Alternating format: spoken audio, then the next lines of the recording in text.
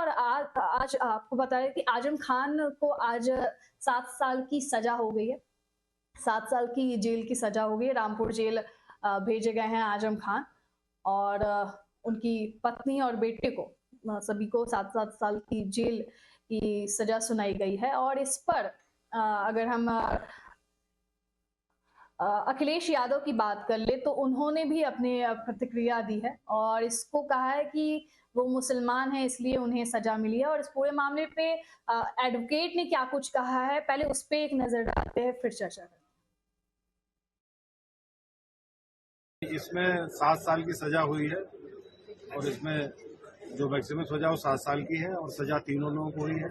अब्दुल्ला आजम खान को हुई है, आजम खान साहब को हुई है और उनकी पत्नी तंजीम फातिमा जी को भी हुआ है। ये उस मामले में सजा हुई जिसमें कि दो जन्म तिथि का इस्तेमाल करके अब्दुल्ला आजम खान ने अपने कैरियर में ऊंचाइयों को प्राप्त किया और एमएलए बने और एक जन्म तिथि जो थी जिससे उन्होंने उच्च शिक्षा प्राप्त की।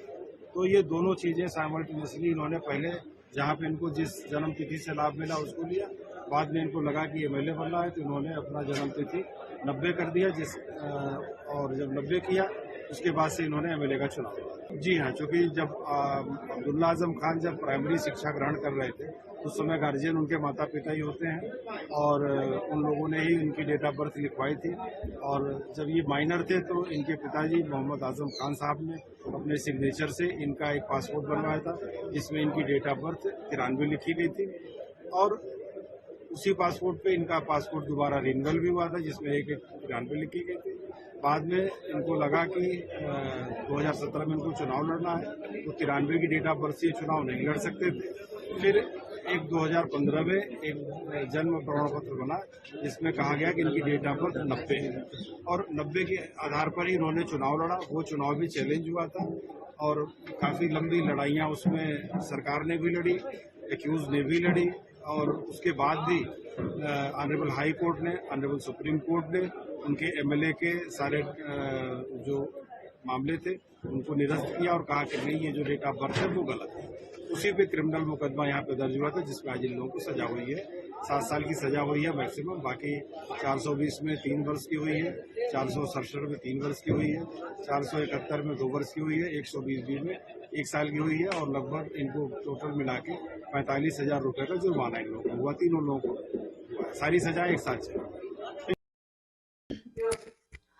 तो यूपी में समाजवादी पार्टी के एक टाइम में कद्दावर नेता और रामपुर से सांसद रहे आजम खान की मुश्किलें अब बढ़ गई हैं। फर्जी बर्थ सर्टिफिकेट के मामले में आजम खान उनकी फैमिली को रामपुर के special MP plus MLA court ने दोषी करार दिया है। कोर्ट ने आजम खान, उनकी पत्नी तंजीन फातिमा और बेटे अब्दुल्ला आजम को 7-7 साल की सजा सुनाई है। तीनों ने चुनाव लड़ने के लिए फर्जी बर्थ सर्टिफिकेट बनवाया था। कोर्ट ने 50,000 का इस पर जुर्माना भी लगाया है। बर्थ सर्टिफिकेट मामले में अभी तक आजम खान और उनकी जो फैमिली है वो जमानत पर थी। रामपुर कोर्ट के फैसले के तुरंत बाद तीनों की जमानत जब्त कर दी गई है और तीनों को कोर्ट में ही गिरफ्तार कर लिया गया है और रामपुर जेल ले जाया गया है। इस पर बीजेपी नेता और विधायक आकाश सक्सेना ने साल 2019 में रामपुर के गंज थाने में अब्दुल्ला आजम के खिलाफ मुकदमा दर्ज करवाया था। ये मुकदमा 2 बर्थ सर्टिफिकेट से जुड़ा हुआ था। इसमें पूर्व कैबिनेट मंत्री आजम और उनकी पत्नी डॉक्टर तंजीन फातिमा को भी आरोपी बनाया गया था।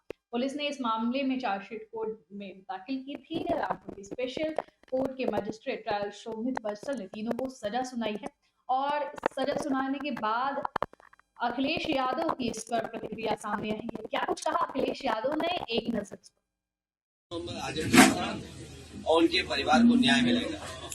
उनके खिलाफ बड़ी साजिश, बड़े षड्यंत्र है और साजिश षड्यंत्र का ही परिणाम है कि आज उन्हें इस तरह की सजा का सामना करना पड़ता है।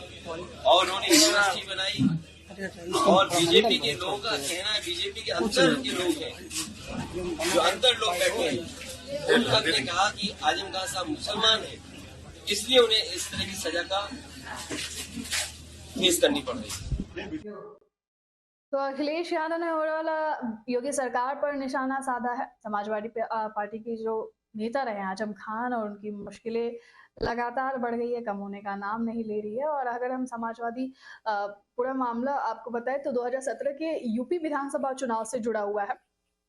तब अब्दुल्ला आजम ने रामपुर की स्वार टांडा विधानसभा सीट से समाजवादी पार्टी के टिकट पर चुनाव लड़ा था और जीत हासिल की थी। लेकिन इसके बाद उनके खिलाफ बीजेपी नेता आकाश सक्सेना ने कोर्ट में केस दाखिल कर दिया था। उन पर चुनाव आयोग में पर्चा दाखिल करने के लिए फर्जी जन्म प्रमाण पत्र लगाने का आरोप लगाया गया था। इसके बाद अब्दुल्ला की विधायिका चली गई थी। वहीं कोर्ट ने मामले में सजा अब सुना दी है।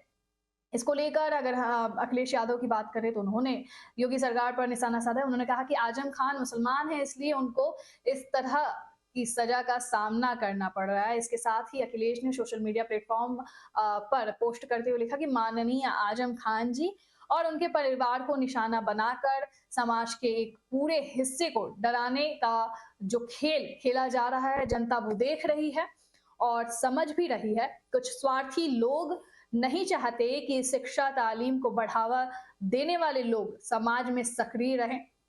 इस सियासी साजिश के खिलाफ इंसाफ के कई दरवाजे खुले हैं। जुल्म करने वाले याद रखें, नाइंसाफी के खिलाफ एक अदालत आवाम की भी होती है।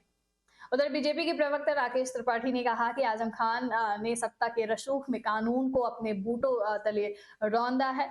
पाप का घड़ा एक न एक दिन फूटता ही है। आजम खान ने जो बोया था वही काट रहे हैं। उनको सजा मिलने से सामान्य लोगों को कानून पर भरोसा और मजबूती है, ऐसा विश्वास हुआ है। ये समाजवादी पार्टी के लिए करारा तमाचा है। सपा को अब आपराधिक प्रवृत्ति के लोगों को संरक्षण देना बंद करना पड़ेगा। बता दें कि अब्दुल्ला पर पहले जन्म प्रमाण पत्र के आधार पर पासपोर्ट हासिल करने और विदेशी दौरे के साथ ही सरकारी उद्देश्य के लिए दूसरे प्रमाण पत्र का इस्तेमाल करने का भी आरोप है। इसके अलावा उन पर जौहर विश्वविद्यालय के लिए भी इसका उपयोग करने का आरोप है और यह आरोप के मुताबिक अब्दुल्ला आजम के पास दो अलग अलग जन्म प्रमाण पत्र हैं। एक 28 जून 2012 को रामपुर नगर पालिका ने जारी किया गया था, जिसमें रामपुर को अब्दुल्ला के जन्म स्थान के रूप में दिखाया गया। वहीं दूसरा जन्म प्रमाण पत्र जनवरी 2015 में जारी किया गया है, जिसमें लखनऊ को उनका जन्म स्थान बताया गया है। तो ये जन्म सर्टिफिकेट के मामले, फर्जी सर्टिफिकेट के मामले में ओवरऑल आजम खान को और उनकी फैमिली को 7-7 साल की सजा हुई है और इस पर लगातार अखिलेश यादव अपनी भड़ास निकालते हुए नजर आ रहे हैं, योगी सरकार पर निशाना साधते हुए नजर आ रहे हैं। खैर, आपकी क्या प्रतिक्रिया है इस पर, ये हमें जरूर बताइए।